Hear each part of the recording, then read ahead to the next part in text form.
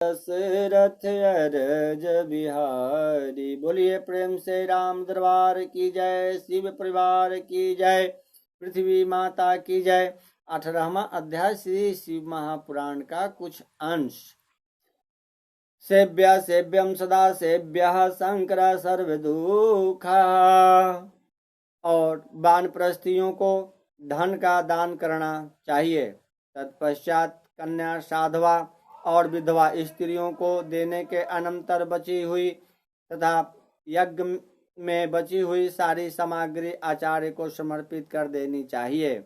उत्पात, महामारी और दुखों के स्वामी यमराज माने जाते हैं, इसीलिए यमराज की प्रसन्नता के लिए काल प्रतिमा का दान करना चाहिए। 100 निशक या 10 निशक के परिणाम की पास और अंकुश धारण की हुई पुरुष के आकार की स्वर्ण प्रतिमा बनाएं। उस स्वर्ण प्रतिमा का दक्षिणा सहित दान करना चाहिए। उसके बाद पुण्यायु प्राप्त करने हेतु तिल का दान करना चाहिए। रोग निवारण के लिए घृत में अपनी परछाई देखकर दान करना चाहिए। 1000 ब्राह्मणों को भोजन कराना चाहिए। धन्य भाव में 100 अथवा यथाशक्ति ब्राह्मणों को भोजन कराना चाहिए। भूत आदि की शांति के लिए भैरव की महापूजा करें। अंत में भगवान शिव का महाअभिषेक और नैवेद्य समर्पित करके ब्राह्मणों को भूरी भोजन कराना चाहिए। इस प्रकार यज्ञ संपन्न करने से दोषों की शांति हो जाती है। इस शांति यज्ञ का प्रतिवर्ष फाल्गुन मास में आयोजन करना चाहिए। अशुभ दर्शन होने पर तुरंत अथवा 1 महीने भीतर यज्ञ का आयोजन करना चाहिए। महापाप हो जाए तो भैरव की पूजा करनी चाहिए। महाव्याधियों हो जाए तो यज्ञ का पुनः संकल्प लेकर उसे संपन्न कराना चाहिए। अकिंचन दरिद्र व्यक्ति तो केवल दीपक दान कर दे, उतना भी न हो सके तो स्नान करके कुछ दान कर दे।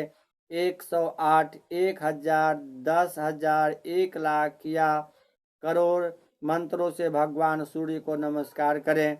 इस नमस्कारात्मक यज्ञ से सभी देवता प्रसन्न हो जाते हैं। भगवान शिव की इस प्रकार प्रार्थना करें, मेरी बुद्धि आपके जोड़ती मैं पूर्ण स्वरूप में लगी हुई है। मुझ में जो अहता है थी वह आपके दर्शन से नष्ट हो गई है। मैं अपनी देह से आपको प्रणाम करता हूँ। हे प्रभु, आप महान हैं, आप पूर्ण हैं और मेरा स्वरूप भी आप ही हैं। तो इस समय मैं आपका दास हूँ। इस प्रकार यथा योग्य नमस्कार पूर्वक स्वात्मा यज्ञ कराना चाहिए। तत्पश्चात भगवान शिव को नैवेद्य कर तांबूल समर्पित करना चाहिए। तब स्वयं 108 शिव की प्रदक्षिणा करनी चाहिए। 1000, 10,000, 1,00,000 या करोड़ प्रदक्षिणा दूसरों के द्वारा कराई जा सकती है। शिव की प्रदक्षिणा से सारे पापों का तत्क्षण नाश हो जाता है। दुख का मूल्य व्याधि है और व्याधि का मूल्य पाप में होता है। धर्माचरण से ही पापों का नाश बताया गया है। भगवान शिव के उद्देश्य से किया गया धर्माचार पापों को नाश करने में समर्थ होता है। शिव के धर्मों में प्रदक्षिणा को ध्यान प्रधान कहा गया है। क्रिया से जप रूप होकर प्रणव की प्रदक्षिणा बन जाती है। जन्म और मरण का द्वंद्व भी माया चक्र कहा गया है। शिव का माया चक्र ही बलिपीठ कहलाता है। बलिपीठ से आरंभ करके प्रदक्षिणा के क्रम से एक पैर के पीछे दूसरा पैर रखते हुए बलिपीठ में पुनः प्रवेश करना चाहिए। तत्पश्चात नमस्कार करना चाहिए। इसे प्रदक्षिणा कहा जाता है।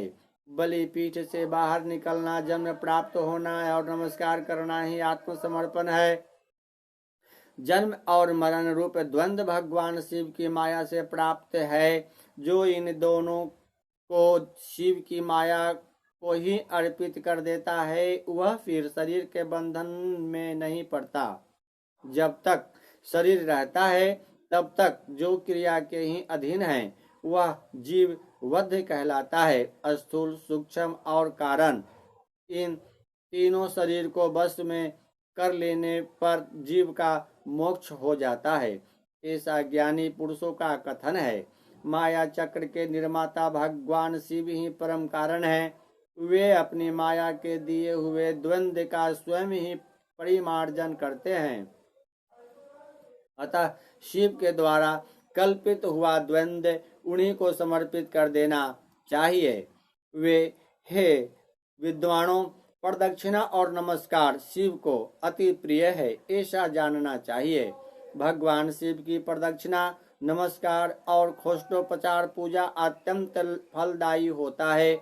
ऐसा कोई पाप इस पृथ्वी पर नहीं है जो शिव प्रदक्षिणा से नष्ट न हो सके। इसीलिए प्रदक्षिणा का आश्रय लेकर सभी पापों का नाश कर लेना चाहिए।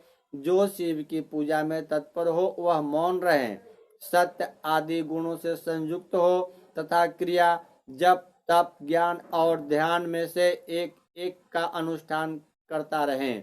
ऐश्वर्य, दिव्य शरीर की प्राप्ति, ज्ञान का उदय, अज्ञान का निवारण और भगवान शिव के सामीप्य का लाभ एक क्रमशः क्रिया आदि के फल हैं। निष्पाप कर्म करने से अज्ञान का निवारण हो जाने के कारण शिव भक्त पुरुष अपने यथोक्त फल को पाता है। शिव भक्त पुरुष देश, काल, शरीर को धन के अनुसार यथा योग्य क्रिया आदि का अनुष्ठान करें। न्यायोपार्जित उत्तम धन से निर्वाह करते हुए विद्वान पुरुष शिव के स्थान में निवास करें। जीव हिंसा आदि से रहित और अत्यंत क्लेश शून्य जीवन बिताते हुए पंचाक्षर मंत्र के जप से अभिमंत्रित अन्न को, जल को सुख स्वरूप माना गया है। अथवा यह भी कहते हैं कि दरिद्र पुरुष के लिए भिक्षा से प्राप्त हुआ अन्न ज्ञान देने वाला होता है। शिव भक्त को भिक्षान्न प्राप्त हो तो वह शिव भक्ति को बढ़ाने वाला होता है। शिव योगी पुरुष भिक्षा अन्न को शंभु शस्त्र कहते हैं।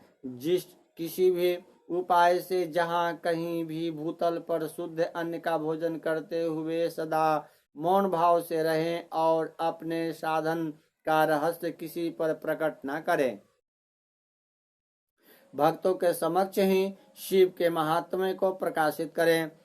शिव मंत्र के रहस्य को भगवान शिव ही जानते हैं, दूसरा कोई नहीं जान पाता। शिव भक्त को सदा शिवलिंग के आश्रित होकर वास करना चाहिए। हे ब्राह्मणों, शिवलिंग आश्रय के प्रभाव से वह भक्त भी शिव रूप ही हो जाता है। चरलिंग की पूजा करने से वह क्रमशः अवश्य ही मुक्त हो जाता है।